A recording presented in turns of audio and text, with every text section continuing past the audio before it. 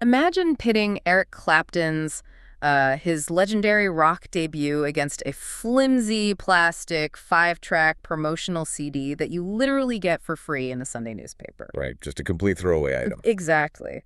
Now imagine that literal piece of plastic garbage absolutely destroying Clapton in a head-to-head matchup. Which is just, I mean, it sounds completely absurd on its face. It really does. But today we're looking at why our musical tastes are, completely rigged, and how a lot of what we think of as objective quality is actually just an illusion. Yeah, because you have a foundational architect of rock and roll losing out to a promotional freebie. But when you really drill down into how we actually consume audio today, that outcome makes a terrifying amount of sense. It really does, which is exactly why I'm so excited to welcome you to today's album quest. We are stepping into this wildly ambitious, highly subjective, and frankly hilarious project created by a music blogger known as Greensterox. Oh, I love this concept so much. It's so good. Right. He's designed what he calls a World Cup of music. So he basically took his entire massive personal music catalog, threw all the albums into a randomizer, and grouped them into sets of 4. Just completely random groupings. Totally random. He then listens to them back to back and ranks them first to fourth. And the stakes are brutal. The top 2 advance to the next round, and the bottom 2 are instantly eliminated. It's such a brilliant premise, honestly, because it forces albums that have absolutely no business being in the same room to suddenly fight for survival. In this bizarre gladiator arena. Exactly. It strips away all that usual critical context and just asks, what is actually grabbing your attention right now? Yeah, and today, you and I are diving into the absolute chaos of Round 1, Group 240. The randomizer spit out a wonderfully jarring lineup for us. Oh, it really did. We have Michael Jackson's 1995 double album History Begins. We have Lady Gaga's 2020 dance pop record, Chromatica. We have Eric Clapton's 1970 self-titled vinyl debut. And a completely random, hacked-up promotional compilation CD called Beautiful Day. So we basically have undisputed pop royalty, a modern icon, a literal rock god, and like a plastic coaster from a decade ago. That is exactly what it is. And instead of just walking through who won and who lost, we're going to use these 4 completely disparate pieces of media to figure out the hidden forces driving our playlist. We're talking about the overwhelming power of nostalgia, the suffocating burden of an explosive debut, and the psychology of how modern curation is basically destroying our patience for the traditional album format. It's a lot to unpack, but it's so relevant to how we all listen today. Definitely. So let's start with the power of nostalgia, looking squarely at the undisputed heavyweight that easily took first place in this group, which is Michael Jackson's history. Yeah, and I think it's worth noting that the source material takes a very deliberate pause right here. To address Jackson the cultural figure, before looking at Jackson the musician. Right, which you kind of have to do. You do. There's this conscious decision made by the blogger to drop that lurid tabloid moniker, wacko. The writer reflects on how they used to use it endearingly, but ultimately decided, it's time to show some respect. Yeah. It's a real attempt to separate the deafening tabloid noise from the actual human being, specifically tying it back to the tangible, really tragic sadness of his early passing. Okay, let's unpack this, because trying to separate the music from the spectacle with Michael Jackson is, it's almost impossible. Oh, absolutely. And I actually want to pose a challenge here. Do you think Jackson's pioneering cinematic music videos actually tricked us into thinking his songs were better than they musically were? Ooh, that is a controversial take. I know, but think about it. Are those massive mini-movie videos artificially inflating his sonic value? Because I look at the MTV era and I wonder if the visual spectacle did, a lot of the heavy lifting. Well, I see where you're going with that. And, for a lot of artists in the 80s, the video absolutely masked mediocre songwriting. Right. But with Jackson, the timeline doesn't really support the theory. Look at the childhood memory detailed in our source material. Oh, the cassette tape story. Yes. The author remembers having Thriller recorded on a cassette tape, and they were just wearing out that magnetic tape, listening over and over as a kid, totally hooked on the album way before the legendary music video ever really became a factor. That's a fair point. Actually, the detail that made me laugh out loud is that as a 6 or 7-year-old, the Thriller video completely terrified him. Right, it's a scary video for a kid. He remembers physically hiding his eyes during the werewolf transformation scene and only peeking back through his fingers when MJ and his date finally walked out of the cinema safely. Which proves the point, right? If the music relied entirely on the video to be compelling, a terrified child wouldn't be obsessively playing the cassette tape in their room. Yeah, that makes sense. The music fundamentally stood on its own 2 feet. He mentions catching performances on VHS recordings his mom made. But it wasn't until the bad era, with the Animated Rabbit and Speed Demon and the Smooth Criminal Lean, that the visual artistry fully hooked him. Because the music had already laid the foundation. Exactly. But the History album is such a weird vessel for that foundation, don't you think? What's fascinating here is the sheer audacity of the album structure. I mean, History is a double album. Right. Disc 1 is a compilation of his greatest hits, and Disc 2 is entirely brand new material. Which is just wild to me. Releasing it that way is an incredibly bold, almost dangerously brave psychological move. Because by packaging your brand new songs directly alongside your absolute peak, history-making hits, you are forcing the listener to make an immediate, direct comparison. It's like inviting a younger, historically successful, way better-looking version of yourself to your own dinner party. That is exactly what it is. You're just asking to be upstaged, especially when your past is literally Thriller, Beat It, Billie Jean, and Man in the Mirror. Wall-to-wall top-tier pop. Yeah. But even with that perfection, there is a massive, glaring omission on that greatest hits disc that I still just do not understand. How do you compile the essential Michael Jackson and leave off Smooth Criminal? I know, it seems completely unthinkable today. Smooth Criminal is a cultural touchstone. But they kept She's Out of My Life and Remember the Time and left off Smooth Criminal and Dirty Diana. Well, if you look at the mechanics of why that happens, you have to look at the historical data, not our current nostalgia. Okay, what does the data say? The source material highlights this really wild chart discrepancy. So while Smooth Criminal was a massive #1 hit in the UK, it actually didn't chart as high in the US as some of the tracks that did make the cut. Like The Girl Is Mine. Exactly. His lighthearted, slightly cringy duet with Paul McCartney charted higher in the US than Smooth Criminal, which just blows my mind. Why would a soft duet outperform an aggressive pop-funk masterpiece? It really comes down to radio formatting and demographics in the early 80s versus the late 80s. The Girl Is Mine was the lead single for Thriller. Oh, right. It was a strategic, incredibly safe choice designed to appeal to older, adult, contemporary radio audiences. Middle America, basically. It was designed to offend absolutely no one. Whereas Smooth Criminal was a lot darker. Much darker, edgier, and released way later in the bad album cycle. So while Smooth Criminal has endured as this cooler, more iconic piece of pop culture, the raw, safe commercial numbers at the time favored the McCartney duet. Wow, okay. That makes a lot of sense. So Jackson's legacy, bolstered by that first disc of hits, easily dominates this group. Completely walks away with first place. But that brings us to our second place finisher, an artist who kind of represents the dark side of having a massive legacy. Lady Gaga barely survived this round with her 2020 dance pop record, Chromatica. Yeah, and Gaga is such a brilliant foil to Jackson here. We just talked about how Jackson's past secures his victory. But for Gaga, we see what I call the trap of the explosive debut. Oh, I like that term. Her past peaks are actively working against her current releases.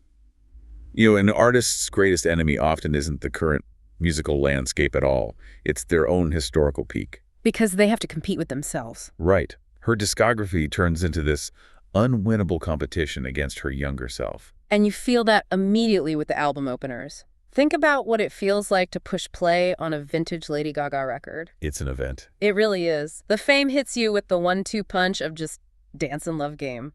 Absolute, undeniable anthems. Born This Way kicks the doors down with Marry the Night. You are instantly electrified. Now contrast that with Chromatica. It opens with some orchestral instrumentation that flows into Alice, Stupid Love, and the Ariana Grande duet, Rain on Me. Which are good songs. They are. They are expertly produced, high-quality house and dance pop tracks. But they lack that visceral, undeniable hook that defined her early career. Yeah, they don't have that same bite. The opening salvo just doesn't blow the listener away, which instantly puts Chromatica a level below her previous output in the listener's mind. Here's where it gets really interesting, though. If the polished, safe pop tracks on this album, like Free Woman and Plastic Doll, fall kind of flat, why did she survive this round? Well, why do you think? It's because she succeeds when she gets weird. Absolutely. The listener psychology here is crucial. Why do we crave the avant-garde from Lady Gaga specifically? Because she trained us to. Exactly. She trained her audience from day one to expect subversion. Her core brand identity is theatrical disruption. So when she delivers standard, polished pop, it almost feels like a betrayal of her own ethos. It feels like a regression. Yes. The standout tracks for the blogger were the strange ones. Songs like 9/11 and Enigma have that chaotic energy we want from her. Right, they really do. But the ultimate example on this record is the track Babylon. Have you heard this one? I have. It's wild. She takes the concept of the ancient civilization of Babylon and hilariously melds it with the literal phrase babbling on, as in gossiping. It's so absurd. It's completely absurd, it's campy, but it's exactly the kind of theatrical wordplay that made her a superstar in the first place. And then you combine that with the superb, totally unexpected Elton John duet Sign from Above, and she just manages to scrape by into second place. Oh yeah, and the Blackpink collaboration, Sour Candy, too. Right. But this raises an important question, though, regarding her broader trajectory. Uh-oh.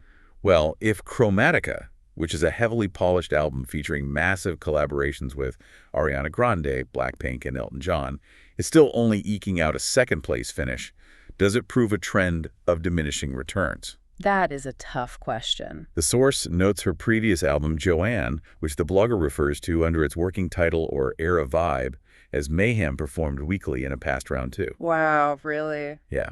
It genuinely prompts this joke in the blog about whether a listener should just switch to Katy Perry or Taylor Swift's back catalogs to compensate for the drop in adrenaline. Oh man, that is a harsh thought, but it really highlights that impossible pressure. I mean, how do you follow up an era that literally shifted global pop culture? You might not be able to, Yeah. which perfectly transitions us to the bottom half of the group.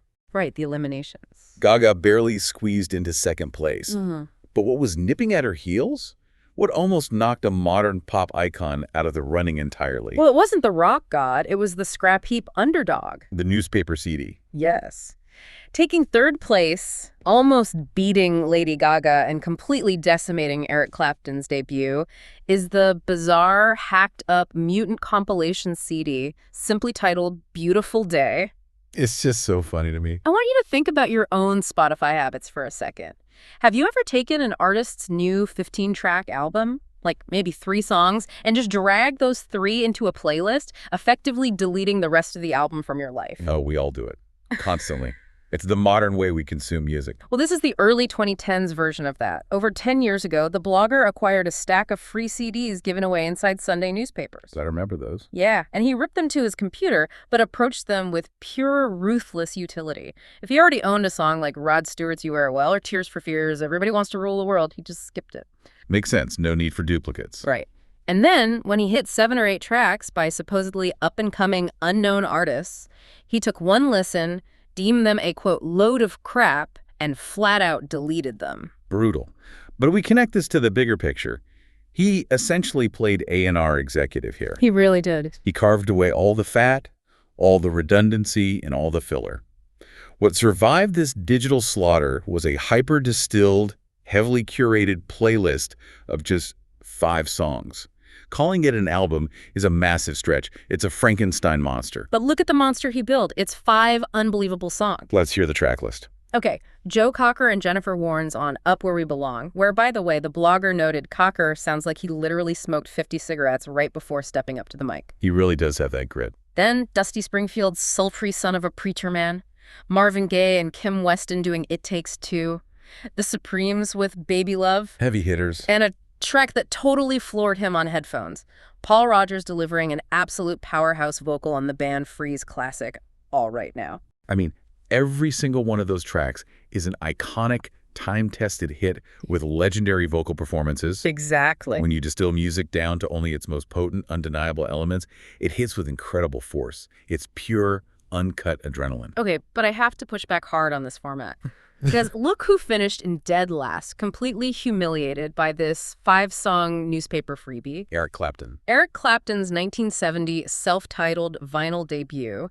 Now, the critique of Clapton's record in the blog was pretty damning. It was very harsh. The opener, an instrumental called Slunky, was praised for having a cool, upbeat, jazzy, and soulful vibe.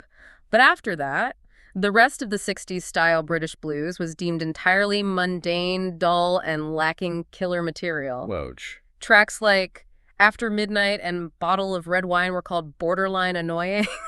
It's definitely a harsh assessment of a foundational blues rock record. Yeah. It lacked the heavy groove of Clapton's work with Cream, feeling kind of downtrodden and just, serviceable. But did the format of this World Cup rig the game against him? How do you mean? Well, the listener just mainlined a heavily distilled, all-killer, no-filler 5-track playlist of greatest hits, right? And then immediately put on a natural, traditionally paced 1970 vinyl record. Ah, I see. Are we comparing an energy drink to a slow, steep tea here? A vinyl album isn't designed to be a wall-to-wall adrenaline rush. It has valleys and peaks. It takes its time to build a mood. That's true. British blues is inherently slower and more repetitive than Paul Rodgers belting out a rock anthem. Doesn't the brutal curation of the compilation unfairly expose and ruin the natural pacing of the vinyl? I think you're absolutely right that it's an unfair comparison. Huh. But honestly, that unfairness is the genius of the experiment. Why do you say that? Because it perfectly mirrors how we actually listen to music today. It strips away the reverence we were supposed to have for a classic vinyl record. Yeah. And it just asks a very simple, brutal question. Right now, in this moment, which of these is more enjoyable to listen to? Oh, wow. Yeah. We live in a playlist culture now. Our patience for the slow-steeped tea of a traditional album has been destroyed by our ability to instantly access the energy drink. In a vacuum, pure vocal power and undeniable hooks will almost always triumph over a slow-burn blues record because we've been conditioned to expect immediate gratification. So what does this all mean? If we step back from this particular album quest, we see a fascinating, maybe slightly terrifying hierarchy of how our tastes are actually formed. When you have undeniable history-defining legacy like Michael Jackson's greatest hits, you are insulated. You dominate the field. You're untouchable. Right. When you are a modern pop star struggling under the weight of your own explosive debut, like Lady Gaga, embracing your weirdest, most disruptive impulses is basically the only way to stay competitive. Yep, it keeps subverting expectations. Exactly. And when you ruthlessly curate your own listening experience, a 5-song, chopped-up promotional CD can easily humble the nuanced, slow-burn debut of a certified rock god. It proves that our interaction with music is never really passive. The listener didn't just passively consume that compilation. They actively built it by deleting what they didn't want, completely changing the context of the art. Which leaves me with a final, lingering question for you to think about. In this group, we evaluated a carefully sequenced double album by a pop king, a modern studio record, a vintage 1970 vinyl, and a chopped-up promotional CD. A real mixed bag. With our modern habits, the way we drag and drop, skip, and mercilessly delete tracks we don't want to hear, are we fundamentally destroying the concept of the great album? It's a scary thought. Does the physical vessel or the artist's intended sequence even matter anymore? Or, by hacking it to pieces, are we actually just carving away the stone to reveal the true artistic brilliance underneath? That is something to mull over, for sure. Thank you so much for joining us on this album quest. We'll see you next time.